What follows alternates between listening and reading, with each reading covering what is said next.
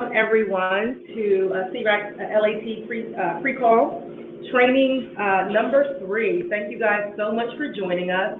This is the last of our 3 pre-calls before we see you all in DC, and so we're super excited about that. This pre-call is Refugee Resilience, a Southeast Asian American pillar for immigration justice.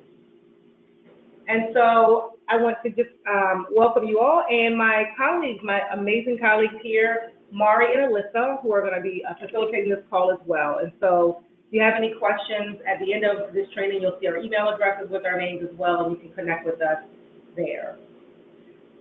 And just a few logistics before we get started. If you've been on these pre-calls in the past, you know this already. And so just a reminder for some, and if this is your first time on the pre-call, this is just letting you know there is an audio pin and a comment text box. So if you have a question for us, you can chat it in there, and we will make sure we respond to that to the best of our ability. You can also click to raise your hand. There's an icon for that. Your line will be unmuted. We want to go ahead and share your name. And just take a couple of minutes to provide your comments or remarks, and then we'll try to respond to that. If you could keep your comments kind of brief, we may have a lot of questions for this pre-call. That would be really helpful. So just a couple of ground rules for this call. As I already stated, when you're making a comment or you're sharing out, please share your name. As always, respect each other's points of view, even if they're different from your own. If you need clarification for anything, don't feel bad about it. Don't feel shy. Feel free to ask for clarification. You know, if you have the question or need something clarified, I'm sure somebody else does too. And again, try to keep your comments and questions pretty brief to the best of your ability. And then just a couple of reminders. You're placed on mute. Again, when you can either chat, put a comment in the chat box, you can answer questions that way, or raise your hand.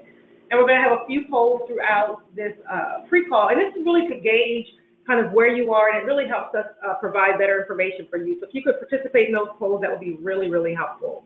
You're also encouraged to take notes for later, things that you need to review, and sometimes after you're on a call, you have other questions that come up, and so refreshing those notes and will also help you think of any additional questions you might have for us. And please, please, please complete all of your assignments. That will be really, really helpful. Trust me, when you're here for those 3 days in DC, it's going to go super fast, a lot of information, and those assignments are really going to be helpful if you do them in advance. And so let's look at some reminders. Oh, sorry, this is the agenda. All right, well, the agenda, we're good with that too. And so we've kind of given you the reminders. We're going to start with the check-in and share out. Looking at some of the shared priorities and policy recommendations. We're going to talk about homework and next steps. And so here's where we're going to start. And I'm so excited about this call because it's going to be really participatory, and we get to hear get a lot of engagement from you guys. And so this is going to be an amazing call. And we're going to start here. We're going to have Tina share out from her homework assignment. And so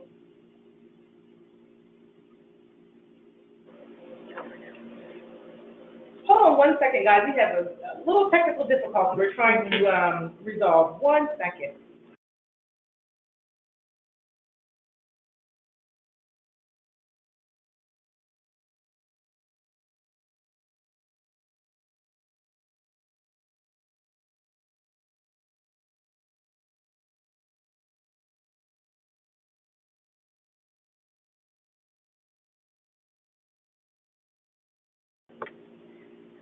Technical difficulties resolved. All right, guys. What we're going to do, we're going to take a quick shift real quick. We want to find out first. We gave a homework assignment for pre-call 2. And it was for you to really write down your story. And that's really to help prepare you for the training when you come. And so we would like to know if you guys have any questions or reflections on crafting your story for advocacy. And so if you could type in the chat box or raise your hand, that would be really helpful. We want to answer any questions. I don't care how small you think the question is or how large you think the question is. Ask whatever you want, and we want to make sure we try to answer those questions for you.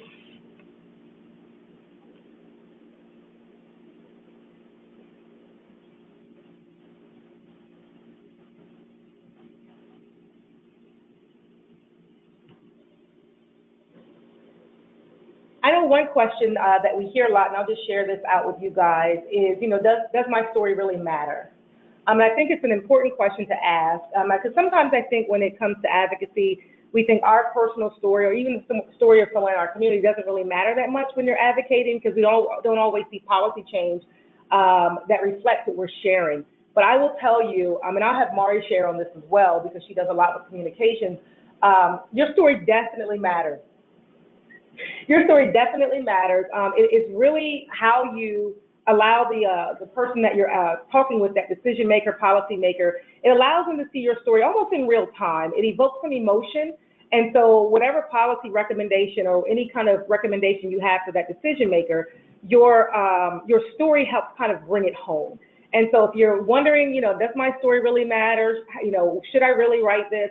My suggestion is just write it down, and when you come to LAT, we can help you craft it in a way that you can deliver it really succinctly, and Mari's going to do an amazing training on how to do that. So if your story is long, don't worry about it. When you come to LAT, we'll help you craft that and kind of put that in a good, concise manner. Anything to add, Mari?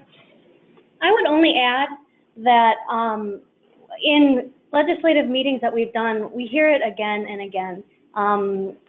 For instance, we were talking to Senator Franken from Minnesota about the deportation issue, and his staffer said, really frankly, pun not intended, that Mr. Franken makes most of his policy decisions based on the stories that come through his office. Oh, wow. And so he said, if you really want to move him, help him connect this to, the emotional heart of a story, and that's how you're going to get an ally. That's huge. Yeah. That is a really good, I hope you guys heard that and took a note on that one. That's really, really important. And so, again, if there are any questions, let us know. Sure. We have one question that came in from one of the participants, struggling on whether I should be specific with individual cases or paint broad strokes that capture the pattern of the cases. That's a good question. That's a really good question. And I think you can actually, I like very individual stories, I think are really helpful. The broad strokes are helpful to connect it more kind of for the entire community or for a larger policy. But sharing your story in legislative meetings is all about trying to connect with the heart. And so the data points and some of the history will do those broad strokes for you. But that, I always say that data and kind of broad strokes, if you will, they ride the back of emotion. And what gets into the heart of the legislator or the person you're talking to is really specific stories that have names and faces and real kind of at-home issues. And I think that really helps them to, as Mari said earlier, connect with why they should champion a policy or co-sponsor a bill. It's definitely the individual stories that help do that. So I hope that was helpful. Any suggestions, Mari? No, I think you've really, really summed it up well. So I think we're going to shift. We have Tina Mitrand, who agreed in advance to share her story.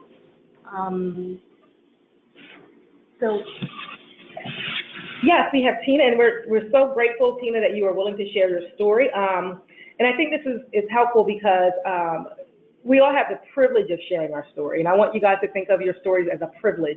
It's not a burden for them to hear. This is a privilege that you get to share, and Tina's going to share her story, and she's going to kind of demonstrate how to do this in about 2 to 3 minutes, because that's about how much time you'll have when you're talking with a legislator. And so, Tina, if you're ready, we're going to turn that over to you. Hi everyone. Can you hear me okay? Yep. Oh, okay, great. So yeah, my name's Tina, and I guess I'll just kick it right off and go into my story. So my parents came here in 1989, basically on visitation visas, because their family was out here.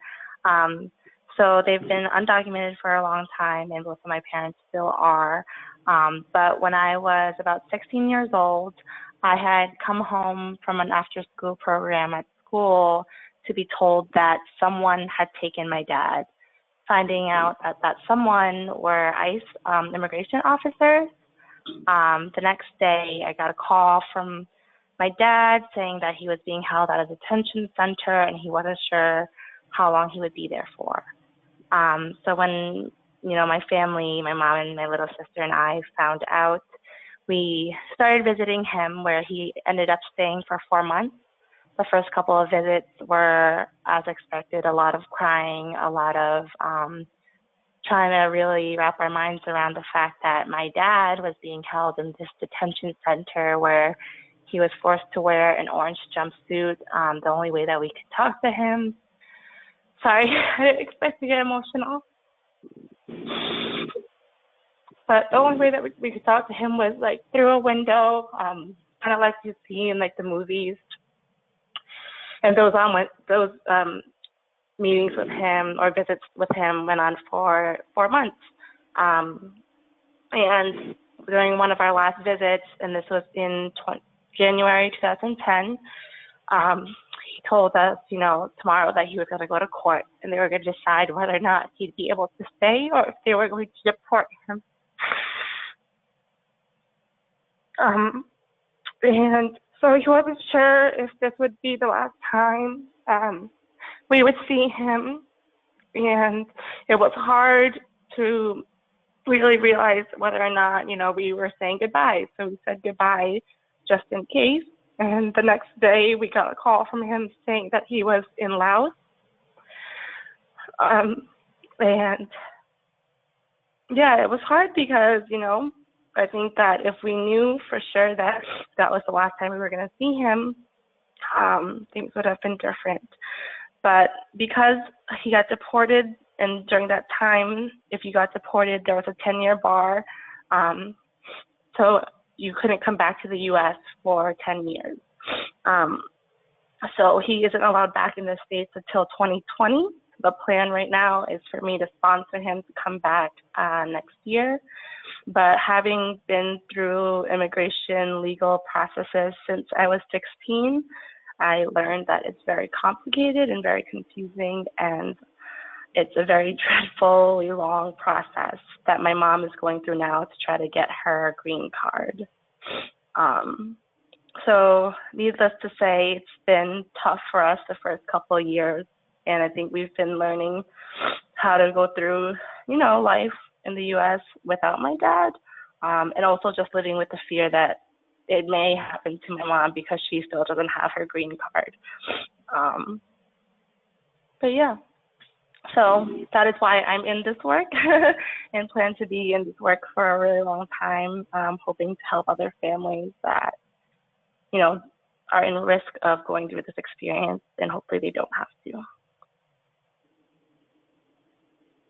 Thank you. We can all take just a quick moment just to breathe. Wow. Thanks so much, Tina, for your courage, not just to share your story, but your courage to continue to fight. Wow. I mean, that was nothing short of compelling. And what I want to know from you guys is if you have any questions or reflections about the process of writing your own story in the context of hearing that. But before I do that, I just want to make a note that it is okay to have emotions. Your emotions are authentic and they're tied to your story. And that is what gets transferred to the decision maker. And you can't deny emotion. I mean, you might be able to deny supporting something, but you can't deny emotion and what that family or that person is going through. So thank you for that. And don't be afraid, guys, if you get into a meeting and you start sharing. Certainly don't manufacture anything, right? But certainly if you feel that, it is okay. Gather yourself and continue sharing. And so do you guys have any other questions about the process of writing your own story after kind of hearing from Tina?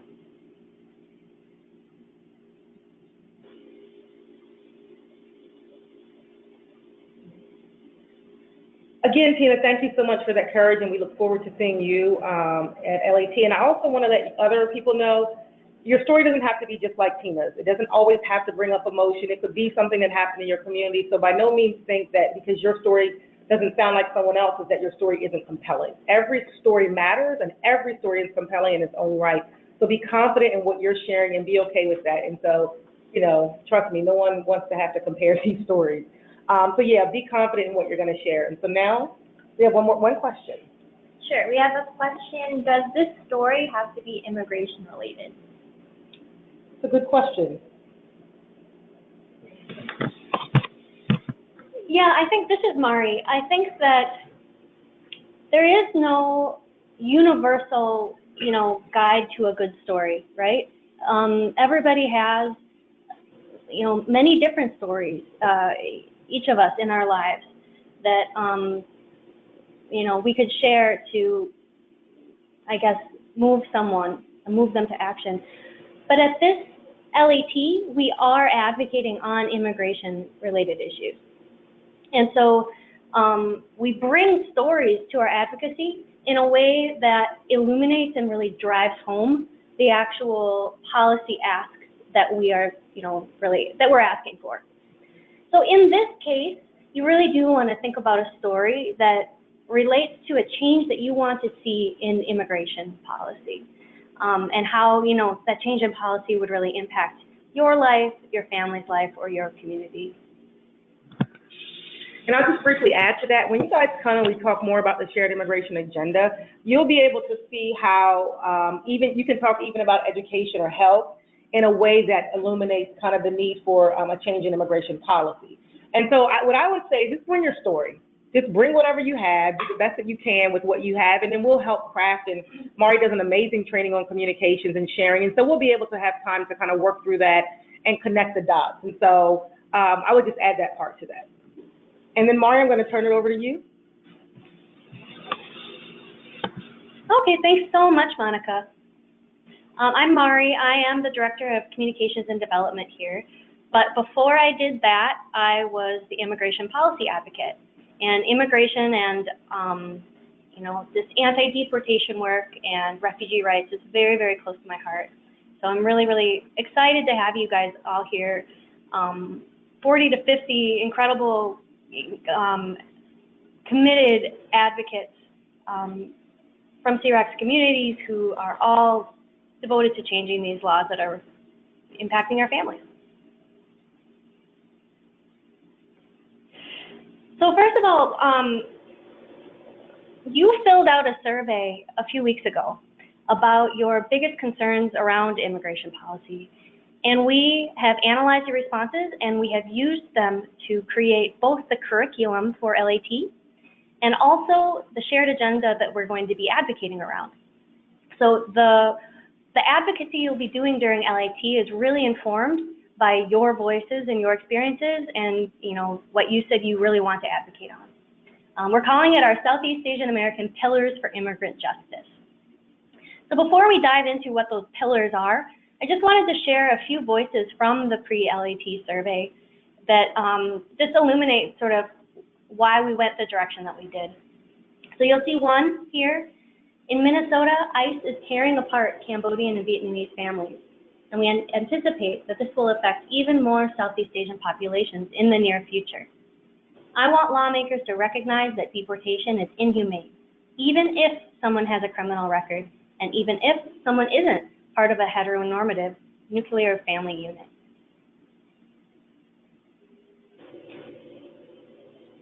So another voice, both of my parents are naturalized citizens. My mother, who attended some college in Vietnam and Seattle, passed the test in the first attempt, while my father, a high school graduate of a Vietnamese military academy, attempted the test 3 times before he passed it. Members of my extended family have also taken or are still currently attempting the test, with each application and test fee being a huge financial burden.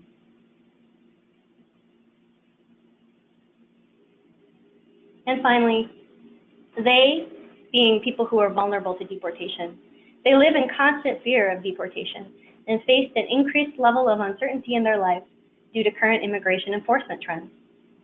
They face barriers that prevent them from confidently accessing services and resources.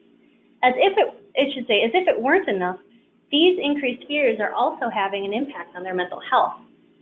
And due to the lack of access to health care, they are suffering more than ever. So these are just a few of the voices that came through on the pre-LAT survey that you did.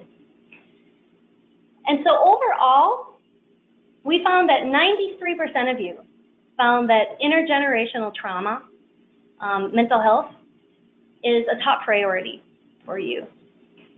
Close behind, 88% said that criminal deportation is a top priority. And 3/4 of you, 74%, said that naturalization is a top priority that we should be advocating on. And so these three will be our 3 pillars of immigrant justice that everybody at LAT will all learn about and also advocate around during LAT. So let's just go over just some sort of a basic background of each of these pillars and the kinds of advocacy demands or quote unquote asks that we're going to make during LAT. Okay, starting with intergenerational trauma, it's a complex phenomenon, but one way to kind of get at it, sum it up, is that it's trauma that is transferred from the first generation of survivors to the second and even further generations through many sort of mechanisms, including depression and anxiety, violence, substance abuse, or post-traumatic stress disorder. This is a particularly kind of unaddressed issue in the Southeast Asian American community. Studies have found that, actually a particular study in Long Beach of older Cambodian Americans found that 62% of them experienced post-traumatic stress disorder and half had major depression. That's compared to only about 3% of the general population experiencing PTSD and 7% who experienced major depression. So that's huge. And because of various things, from cultural stigma to lack of access, lack of culturally and linguistically appropriate care, many refugees don't discuss their trauma and don't seek help. And that leaves decades of untreated trauma that then can be transferred to the next generation. And schools are not equipped to recognize trauma in their students and to find ways to address it. And so that's another kind of challenge that we see to addressing intergenerational trauma. So what are we going to ask for? For one, it's very timely right now. We're going to ask that they protect the Affordable Care Act, which actually made a lot of progress on, I guess, making mental health a priority in our healthcare system and actually supporting people to find mental health treatment, seek mental health treatment. So we're gonna say protect the ACA to ensure access to quality, affordable, and life-saving mental health services.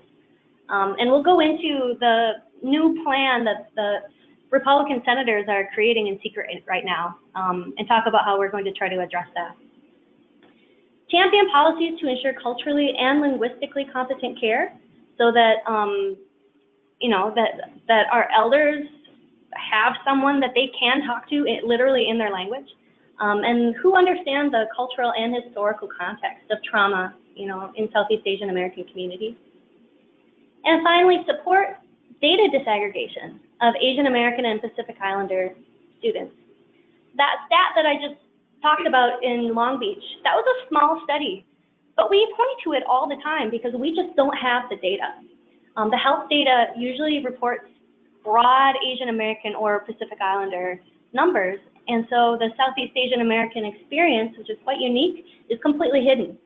And so even to just advocate powerfully on these issues, we need the data.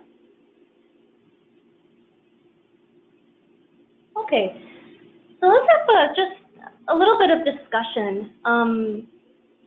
In your lives, over 90% of you said that intergenerational trauma is a priority. So what kinds of barriers have you seen to recognizing trauma, to naming it, addressing it, and treating it in your family or in your school or in your community? You can use your chat box just to let us know, what kind of challenges that you've seen related to intergenerational trauma that you'll want to talk about at LAT.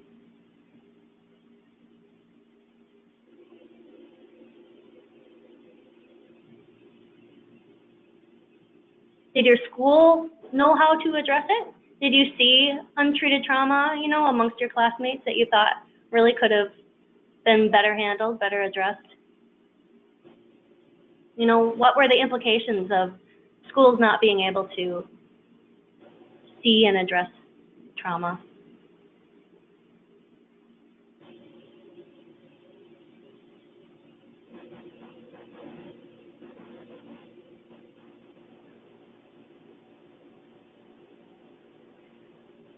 So one participant said language barriers are a real issue to addressing trauma, for sure. Another participant said cultural stigma surrounding trauma and mental illness. So stigma, no understanding of Cambodian historical background, absolutely. You have to understand sort of what people have been through and how to handle trauma or family stories being shared in the classroom. That's right, teachers don't know what to do. Someone says they see Vietnam War trauma still in their communities. Another says, yeah, stigma. There's stigma on mental health and an unwillingness to talk about or admit to trauma. And also a lack of cultural competency.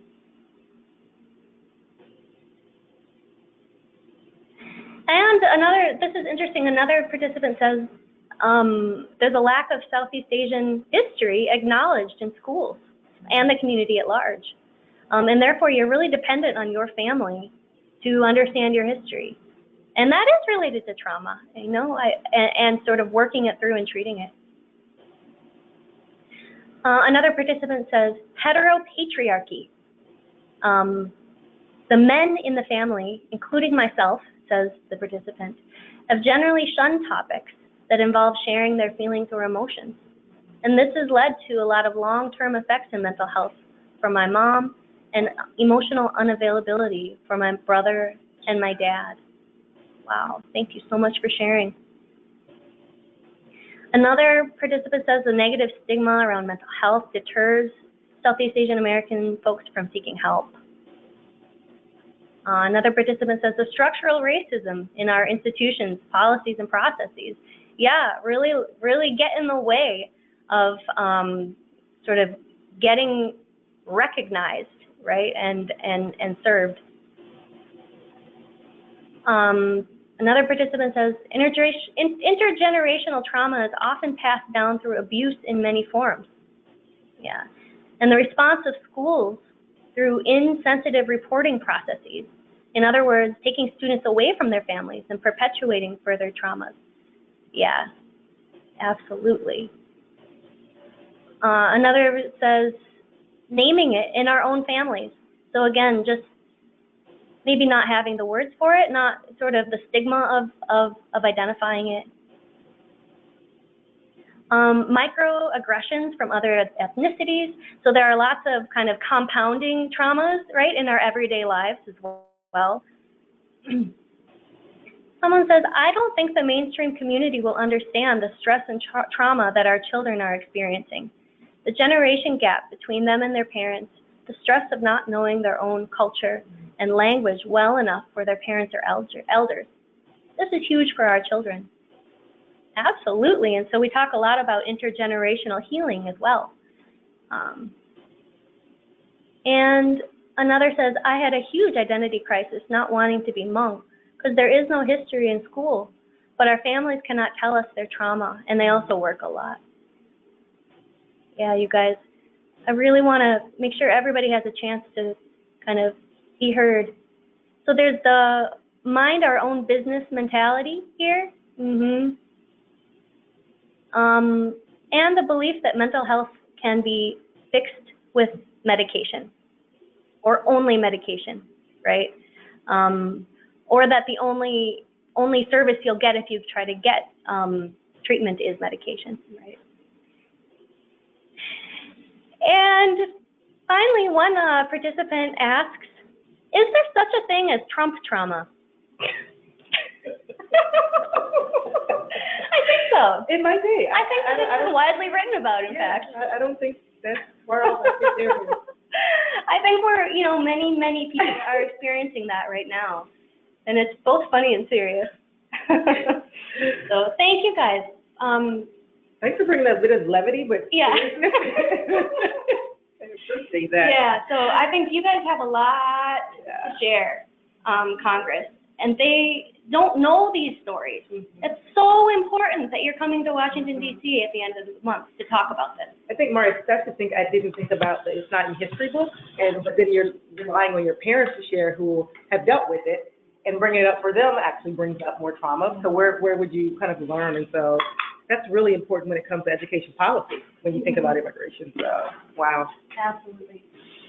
Okay, and we have one question before we move on to the next section. Does SEARAC acknowledge trauma from recent Southeast Asian refugees, such as individuals from Burma? Absolutely. So I think that there is a lot shared across, the refugee experience. There are unique factors, I think, related to the particular kind of historical events and context. But I think that the emphasis on intergenerational trauma, it is not unique to Southeast Asian American communities from Laos, Vietnam, and Cambodia. And we can do a lot of work, I think, at having these conversations across communities. And we definitely stand in, in partnership and solidarity with refugees from Burma and Bhutan. We talk a lot about the experience from, Vietnam, Cambodia, and Laos at SEARAC, because that is our kind of main constituency. But it's very important to us to be, working together with and standing in solidarity with other immigrant refugee communities and communities of color. So thanks for asking that. Okay, so before we move on to the next pillar, I want to just touch on a campaign that SEARAC is running right now, and I think that you learned about it in your second pre-training call. But we want to emphasize that the coverage for mental health and for many essential kind of health benefits and coverage for millions and millions of families, it's really under threat right now. So the American Health Care Act was passed by the House a few weeks ago, but right now a group of Republican senators is working behind closed doors in secret on a bill that is reported to be very, very similar. And so what we know of the AHCA is that it would result in a total of 51 million people uninsured by 2026. And that's an increase of, I believe, about 22 million over right now. Okay. So it would take away, like I said, essential health benefits, which include maternity care, which is ridiculous, and mental health. And we already discussed that this is a huge issue for Southeast Asian American communities. It would cut $880 billion out of Medicaid through various kind of mechanisms. And many people don't know that depending on the community we're looking at, 20 to 41% of Southeast Asian Americans rely on public health insurance, mostly Medicaid. So that's a huge threat to our communities. And it would allow, again, discrimination based on pre-existing conditions. We've seen what that's like in the past. We've been there. And they're going to take us back if they go through with this. And just one note here, there are, I think, a lot of health disparities in Southeast Asian American communities. One is cervical cancer amongst, I think, many, actually, of the Southeast Asian American groups, but especially Vietnamese women. It's 5 times higher than white women. That's not recognized, and it's anyway, those kinds of things that will be further kind of hidden and exacerbated if this goes through. So I think for your second homework, you already told us why you think that protecting the ACA and protecting access to affordable health care is important. So I just want to emphasize, if you haven't done it, do it. And share this link with your friends. because during LAT, we are actually going to bring your stories, bring your comments, and deliver them directly to lawmakers on Capitol Hill when you do your visit. And we'll see what the timing is with the actual vote. It could be, pretty incredibly good timing. And so it's an important moment to be speaking out on this. Okay. If you have any questions about this campaign, Lee, who is running this campaign, is on the line, and we can always have her talk more about it.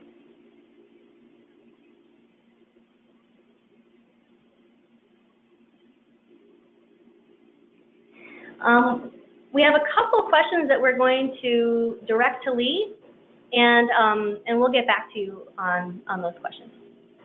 Okay, so let's talk about pillar number 2, criminal deportation. So almost 90% of you feel that this is a high priority for Southeast Asian American communities. You've already learned quite a bit about it in the second pre-call. You know it is the removal of an immigrant or refugee to country of origin based on recent or old criminal records. So country of origin, it doesn't even have to be where you were born. So we see a lot of cases where people have been born in Thailand or another country that hosted refugee camps after the war. And so they end up getting deported to the country where their parents were born. And so you have instances of people being deported to a place they've never been to. The other unique thing is that because of unique agreements with these countries, and I think a lot of you know this already, a lot of people aren't actually removed from the country right away when they are ordered deported. And instead they go home, they often start families or, reunite with their families. They, start careers, and it can be years or decades before they're actually deported. And by then, they've rebuilt their lives. And so it's just, I think the injustice is really stark in a lot of those cases. So what are we going to ask for? We're going to ask them to champion policies that keep families together and that recognize people's capacity to make change, to rehabilitate. And so the sort of value of second chances. We're going to ask them to be a voice for Southeast Asian American communities. It's rare, it's rare for a member of Congress to stand up and be a voice for Southeast Asian American communities on deportation. We have a lot of work to do because the community is uniquely and harshly impacted by these laws. And speak out against attempts to criminalize, scapegoat, and demonize immigrant and refugee communities. We're seeing a lot of this. Related to that Trump trauma, I think that, this is the environment that we're seeing be kind of tolerated and implicitly even encouraged. And so we need a lot of members of Congress to say, no, it's not okay. Okay. So next we're going to do a series of little quizzes. And these are designed to kind of educate folks, just sort of test your knowledge about who is vulnerable to deportation and who is not. So first, Nancy, let's say, so these have no relation to actual people, but Nancy came as a refugee child 35 years ago and is a lawful permanent resident. She is married to a U.S. citizen, and she has an old felony record for fraudulent checks from 10 years ago that she already completed her full sentence for. The question is, do you think Nancy can be deported? So Alyssa is going to type this question into the chat box, and then we're going to pull up the quiz so you can see both at once.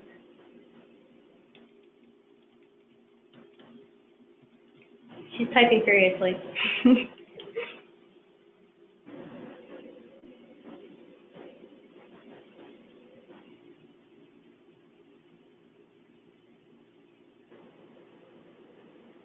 Here we go. Okay, so based on this story, do you think Nancy is vulnerable to being deported?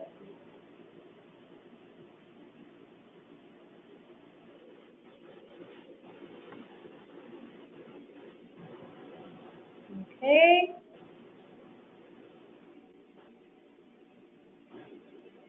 Okay, just a couple more seconds.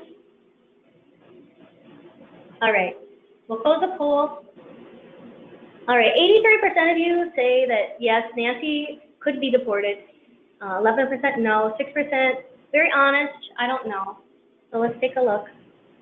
Let's see. Okay, oh, I didn't put the answer here, but yes. Yes, Nancy could be deported. Even though she's married to a U.S. citizen,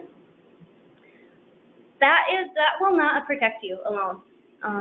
Especially if that record came, if that record came when you're still a lawful permanent resident, it makes it very, very hard to sort of become a citizen and be protected from deportation. So, okay, so Linda was born in a refugee camp and never had citizenship in another country before coming to the U.S. as a baby with her refugee parents. In high school, she got caught and convicted of possession of a small amount of ecstasy. She and her parents are lawful permanent residents. Can Linda be deported?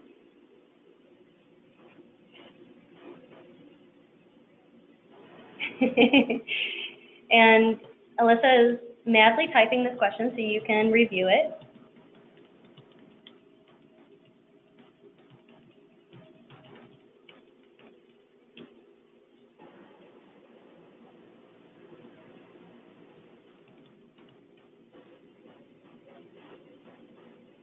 Okay.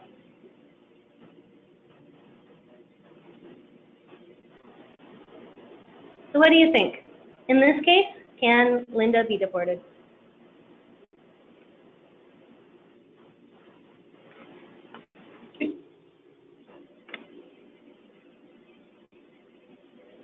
Okay. About the same as last time, a few more percentage points with a yes. 11% of you say no. So, okay. All right. So the answer is yes. Even though Linda never had citizenship anywhere else, she can still be deported. And it doesn't matter how, little ecstasy there was. Ecstasy is one of those drugs that will get you deported. There may be ways to fight this, and there may not be. So this is the kind of sort of fact pattern that we see a lot, unfortunately. Okay, Vinya. So Vinya came to the U.S. with his refugee parents as a small child. His parents became U.S. citizens when he was 12. At the age of 17, he fell into the wrong crowd and was convicted of driving a getaway car during a robbery. He served 3 years in prison. Can Vinya be deported?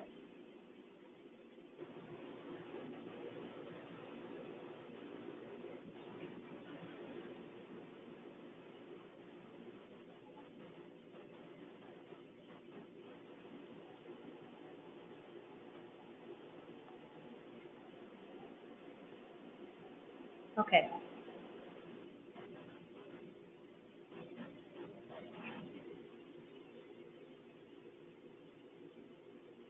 Okay, half of people have voted.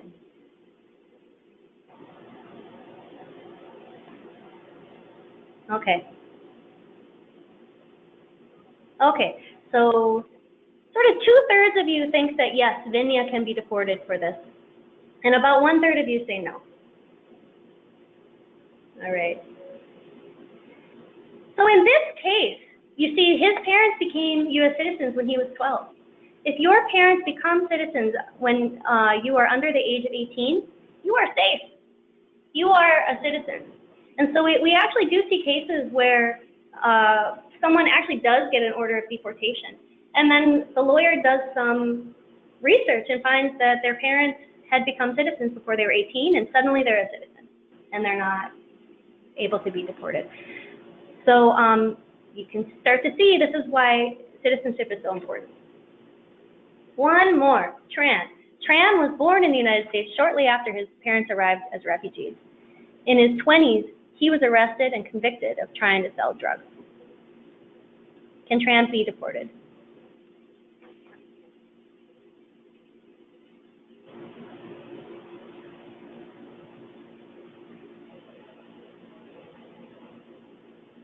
Okay.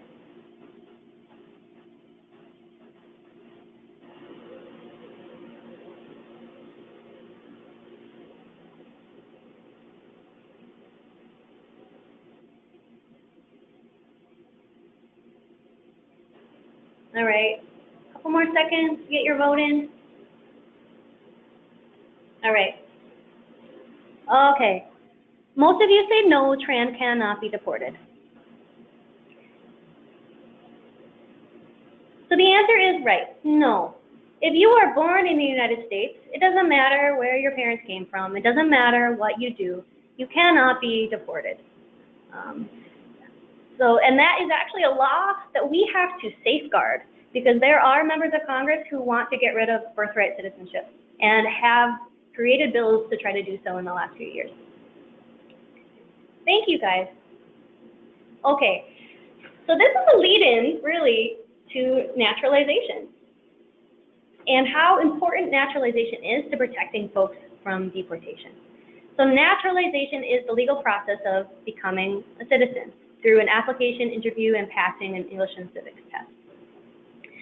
Southeast Asian American communities actually have pretty high rates of naturalization, and that's about, around between 60–65% really of each community. But there is that segment of the population that is eligible for naturalization and does not naturalize still, that we really, really need to address. So year by year, only maybe 10% of Southeast Asian Americans who are 10 to 15 who are eligible for naturalization are actually becoming citizens. So why? Many lack the resources, the money, and the knowledge on how to naturalize. And two, language barriers. You saw in one of the pre-LAT surveys that that person's family members are just having a really hard time with those English and civics tests. They are no joke. If you try to take them, I mean, you got to study. And even if you've been, through college in the United States.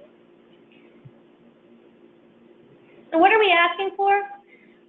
We need to prioritize funding for programs that provide outreach, education, and awareness for low-income and limited English communities. We need to support a path to citizenship over, deportation for people who are both undocumented and, lawful permanent residents. And support humanitarian waivers that can protect people from deportation and put them on the path to citizenship, which is to say that even people who have an order of deportation, we need a process so that they can appeal those because their families need them, or they need to stay with their communities. So that's another thing that we're asking for. Okay. So quick poll. This is just a standard poll.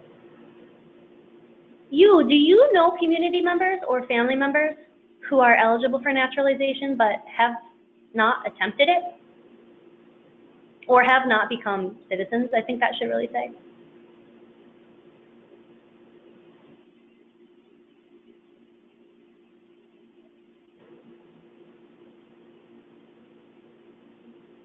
Okay, about half of you have voted. Give you a few more seconds to get some more votes in.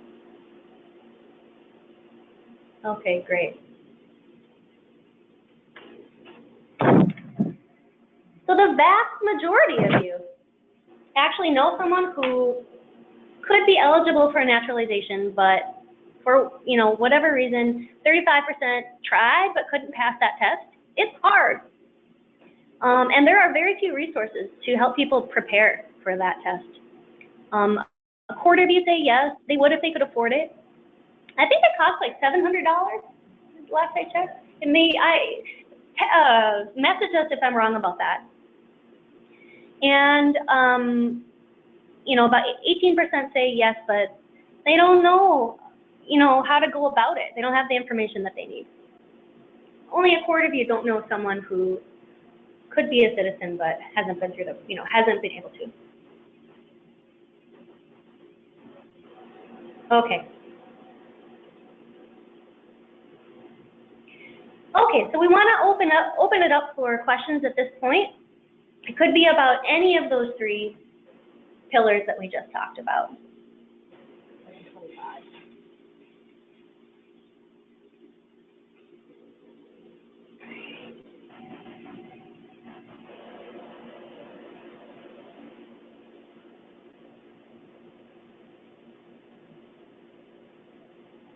We had one question, I think, from before. Oh, I think there was a question about one of the hypotheticals, you know, can that person be deported? Can the person be deported even if she was a minor when she committed the crime? I tried to go back to our current immigration policy manager because I know that it really depends. I know that we've seen a lot of situations where people are tried as an adult, even when they're 14, 15, 16, 17. And in that case, they'll end up, you know, often with a pretty serious felony that will get them automatically deported. It didn't matter how old they were, but they were tried as an adult. I do believe, you know, it all depends on the actual conviction that you get. They all can put you at risk of deportation. But it's the ones that can be considered felonies or aggravated felonies under immigration law, where the law is written such that there's almost no way you can stay. And that tends to be, you know, either adults or those who were tried as adults. So the answer is a little, you know, not clear, and it's a really good question. Okay.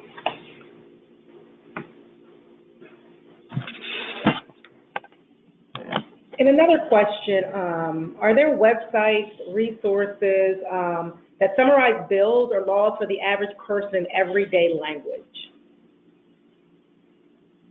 And there are a few places that you can actually find some really good information. And one of those resources is congress.gov. And if you go to congress.gov, you will be able to look up the bill, who co-sponsored the bill, and they'll give you kind of a summary of the bill. So that's one place that you can look. The other place is govtrack.us, and that's another place where you can actually track congressional bills. And what I like about GovTrack is that you can find legislation that affects you by category. Congress.gov isn't necessarily laid out with the same kind of interface, and so I would say check both of those out. That you would find some really good information. Any other? Mari? Yeah, when it comes to immigration policy, I'm also going to just give you a few organizations that I think do good analysis. One is the National Immigration Law Center. No, National Immigration Law Center. Honestly, I always forget, but it's NILC, better known as NILC, NILC.org. They do really good analysis of bills. Also, the American Immigration Lawyers Association, AILA.org. They do some pretty good analysis. And also the Immigrant Legal Resource Center, ILRC.org. So you can go to these websites if you're wondering, you know, what's up with a bill, and they have a ton of resources. They do all the analysis for you.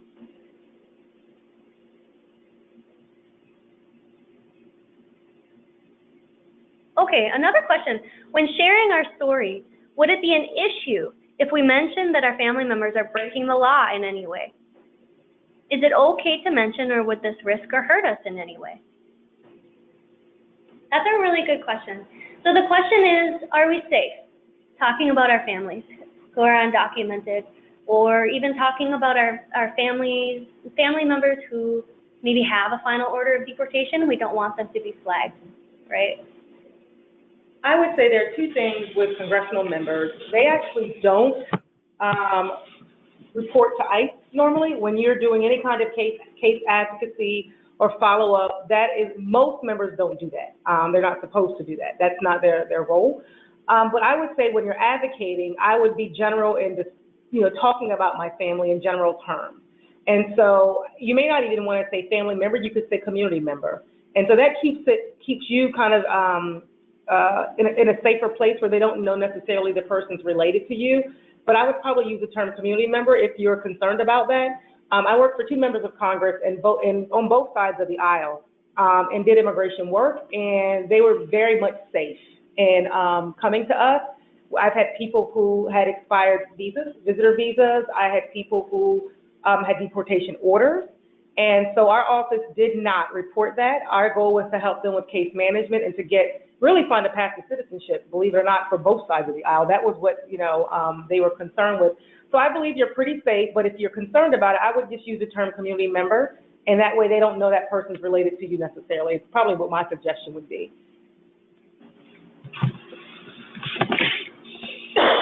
Yeah, I mean, I think we're all feeling a little different about this question under the new administration. I think that if you had asked us a year ago, it would have been like, no, I mean, it's really, really important, right, to sort of speak your truth and, bring these issues to the fore. But we all know that this is an unpredictable environment. That said, I think most of the members of Congress who we are going to be talking to, and you can do your own research, are, highly sympathetic. And like Monica said, are not sharing this information. It's just that I think that we ethically can't say, you're absolutely safe in this environment, right? And honestly, and to Mari's point, I don't know if any environment, wherever you go, you're 100% safe. Just because I think the way that the political climate in our country is just so heightened. I would say, and I think this is where the question about the story, should I paint with broad strokes or be very specific, is this is where broad strokes might matter. And just, again, not making any reference to anything personal to that point of just being safe. And I think if I understood the question correct, to give you an example, it would be, I know community members, across the nation who struggle with this. So that doesn't point to anywhere, and that's kind of more of a broad question. And, I know in this particular city or something really broad that doesn't bring it home. But honestly, if you have any reservation, I say go with your gut. If you have any reservation about sharing something personal, go with your gut. And because I think, thinking about that, I think most members, again, are sympathetic, but if we meet any members on a different side, I'll say, you don't have 100% certainty of anything, but I think there's a high chance that they're just going to be sharing a story. And so, I don't know, Mari, what you think. I think that would, Yeah, and I'd say if you do have concerns about that, talk to us at LAT, and we'll work through it with you. And we've got a whole team who can support you. Okay. Another question.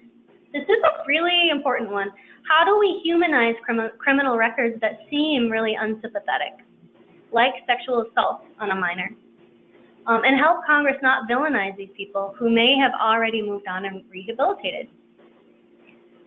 I think that's a good question. And I think one of the things that I always say when I think about these types of things is that you don't necessarily highlight the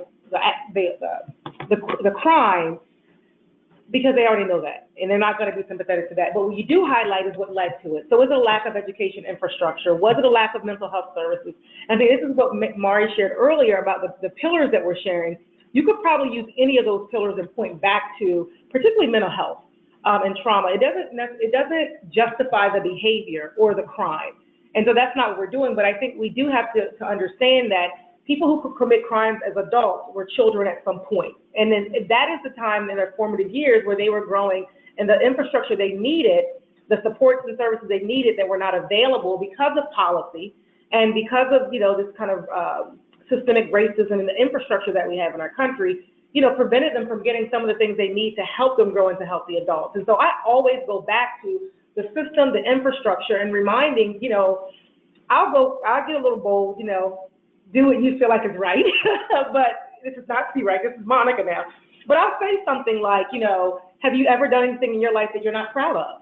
And think back to what led you to that behavior. It's not that, we're all not perfect and that we're not justifying a bad behavior or a crime, but the infrastructure and policies that are in place lead to certain outcomes. And I think that's where they take responsibility.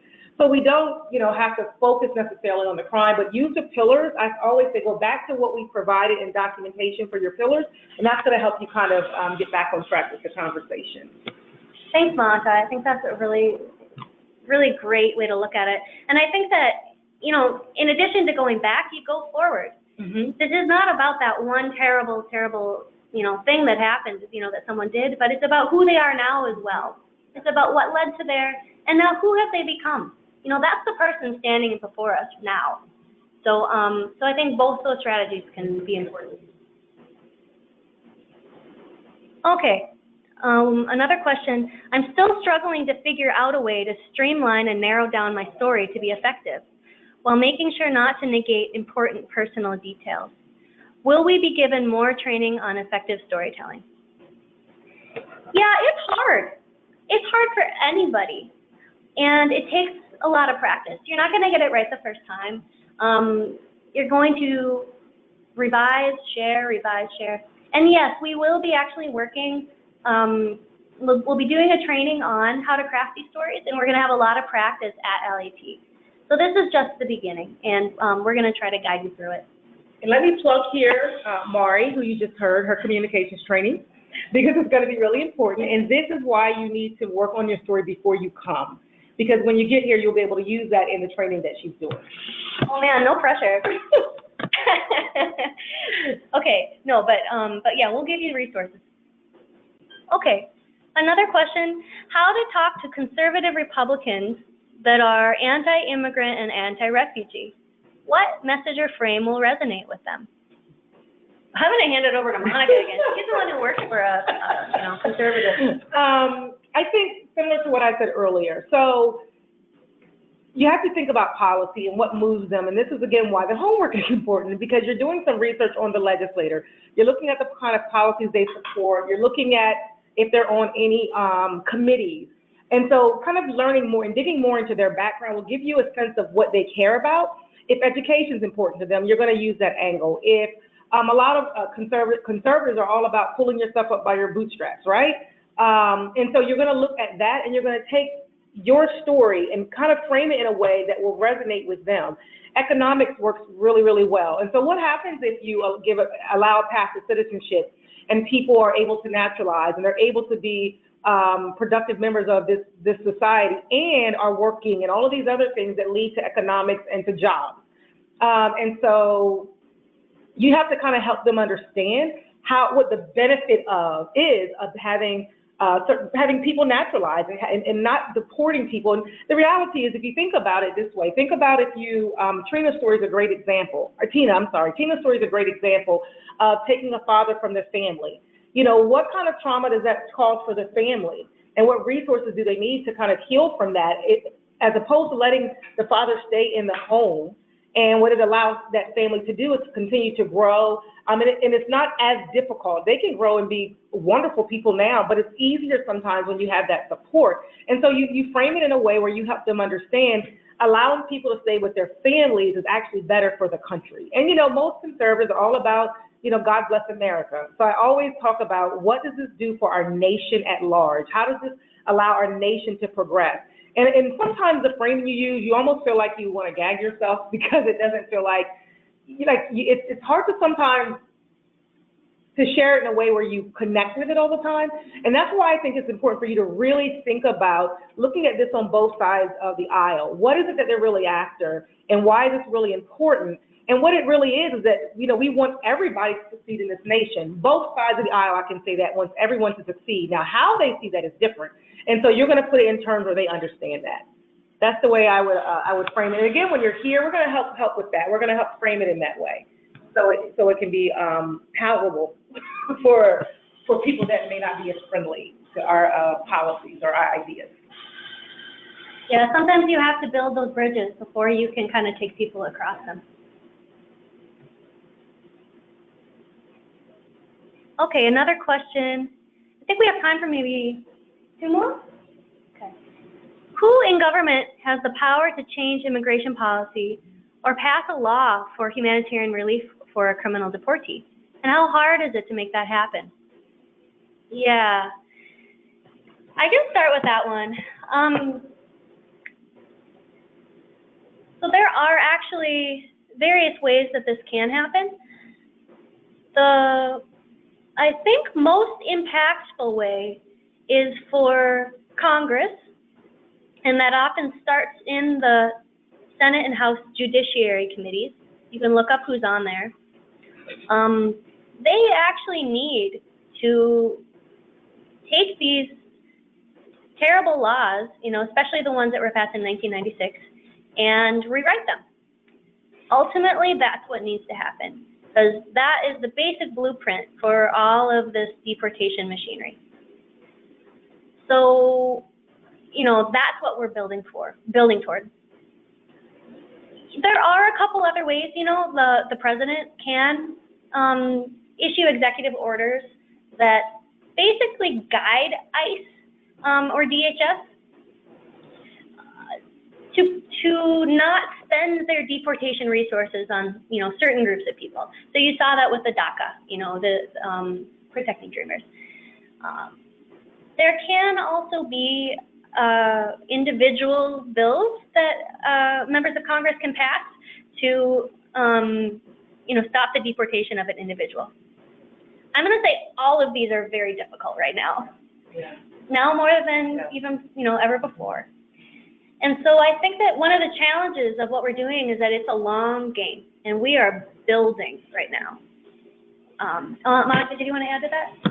The point of it being hard, when I was working for a member under President Obama, I had a situation like this with a student and parents being deported, that whole kind of process. And we did have members of Congress try to do that.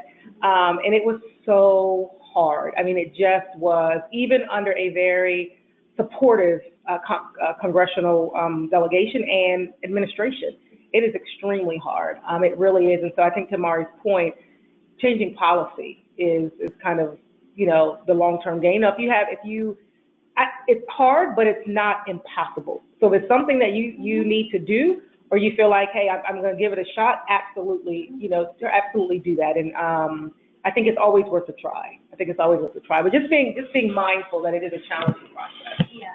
And even if you're not going for the big kahuna, like changing the 1996 immigration laws, we're always trying to think of new creative, little fixes. There is a bill that was just introduced from Jose Serrano out of New York called the Citizen Child Protection Act, which would just build in a little bit more, I guess, discretion, flexibility for people who have U.S. citizen children.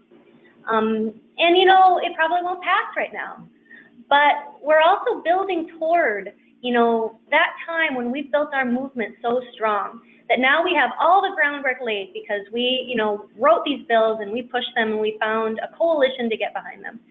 So, we really have to be kind of keeping our eye on the prize. Okay, thanks for all of those incredible questions.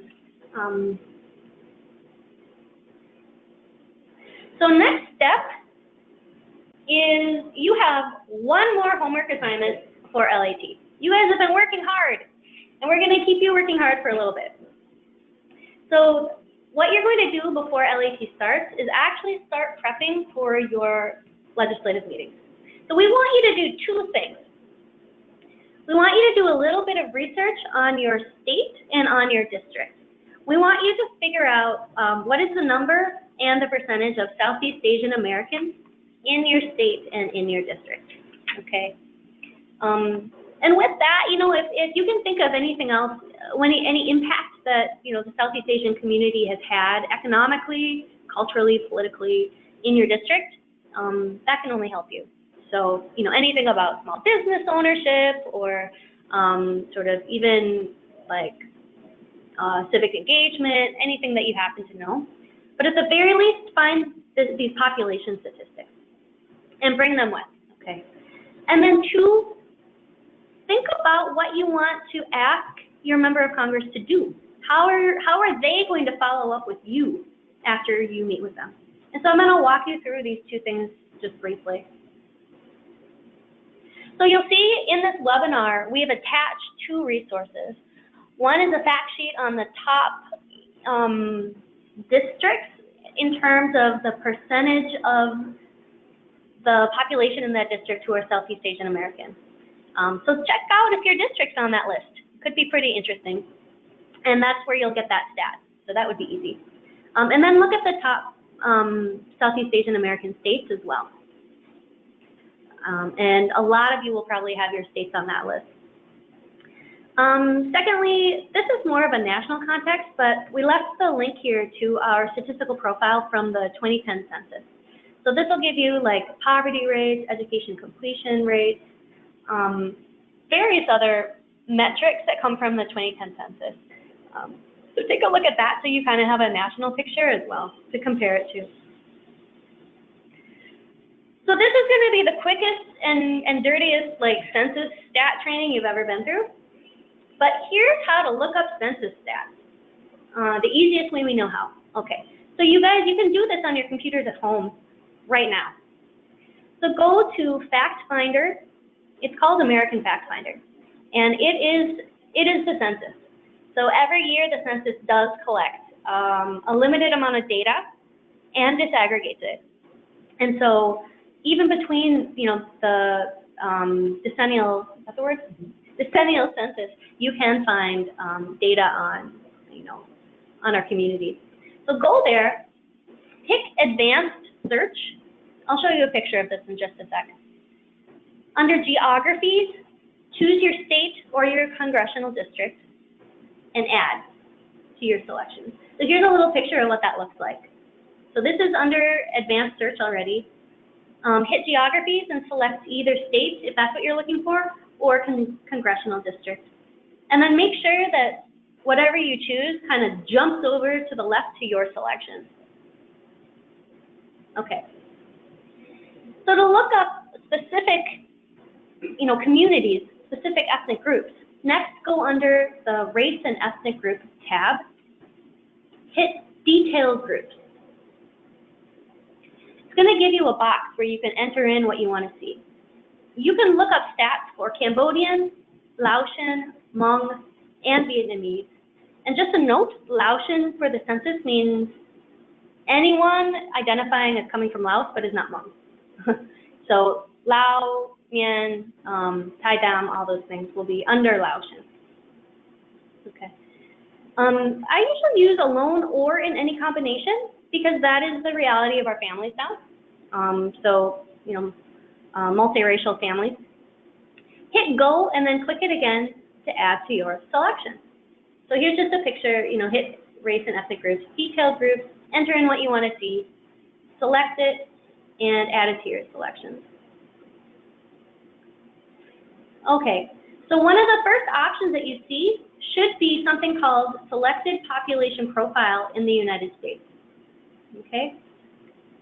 So choose one, there'll be several that pop up. Choose one that has 3-year estimates. That just means that it's going to be a little more statistically kind of, you know, what's the word I'm looking for? Yeah, statistically like robust, right? The margin of error is going to be smallest. And then right at the very top, you can see total population. So here in the example, I pulled up California, Cambodian, alone or in combination. You can see right at the top, you get the statewide population. Browse it because there's just an incredible amount of data in each of these selected population profiles that you may be able to use. Like poverty and education are 2 big ones. Also, people who are on, who have insurance, percentage on, you know, private versus public insurance. It's just a wealth of information. Okay. Okay, so training over. Good luck. So no, get in touch with us if you have questions about looking up data from the census, because we would be more than happy to just walk you through it. It's an incredible skill to have, really. Okay, second, how to think about what to ask your member of Congress. So we will provide some, you know, really basic kind of, well, not just basic. We're going to be providing policy demands that, you know, that we are asking them to align with and to follow up with. But we also want to make room for you guys to think of what you want your member of Congress to do and how you want to follow up with them. So here are just a few ideas that you can think about. You can ask that member of Congress to follow up with you in district. You can request a meeting with them, or just in state if it's a senator. You can ask them to host a town hall. These are things that they will, potentially actually do. It's a really incredible opportunity that you have. Or you could extend an invitation to an event you have coming up and see if they'd be willing to make a visit. And the point of this is really to just keep them engaged in the community and help them keep learning about the community. If you have an individual case, you could ask them to meet with that family back in the district. You could ask them to call Department of Homeland Security on behalf of the case. And we will have probably at least one family doing this. And you could ask them to call their friends. Maybe you're not having, a good time getting Senator Klobuchar to vote a certain way, but she's really tight with, she's really tight with, Senator so-and-so from Kansas or whatever, right?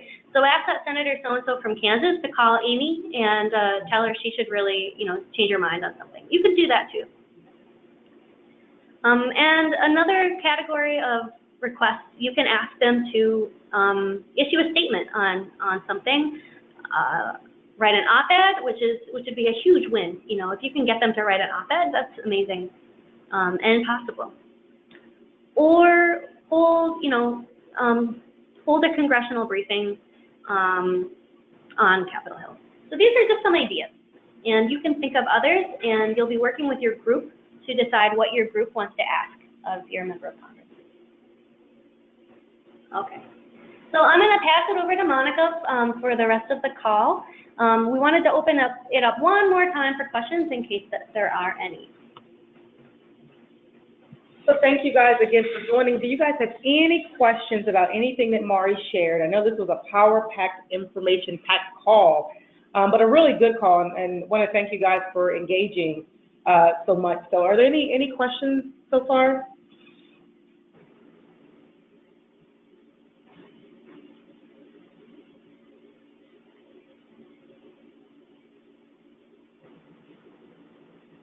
Okay, so I think we've done a good job.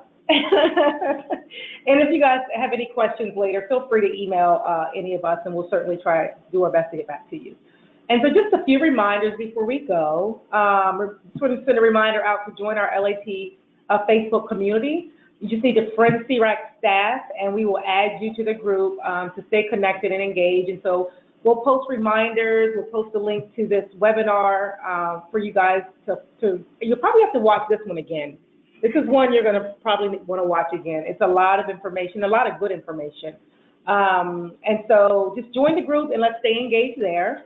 If you have any food allergies, it is time to email Alyssa. Going once and let her know if there's any dietary restrictions. Also, we want you to remind you that we're having a rally on the last day that you're here, and we want you to wear blue for the rally. And so it could be a blue scarf, if you have a blue t-shirt, a blue jacket, anything blue. Wear something blue for the rally just to show solidarity for our movement that day. And finally, complete and submit pre-call homework 2 and 3.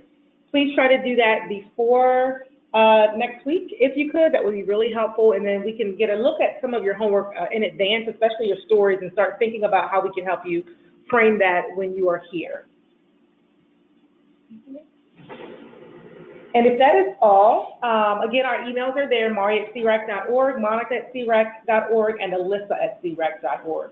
So thank you for being a part of this call, and we'll see you in DC in less than 2 weeks. Thank you. Thank you.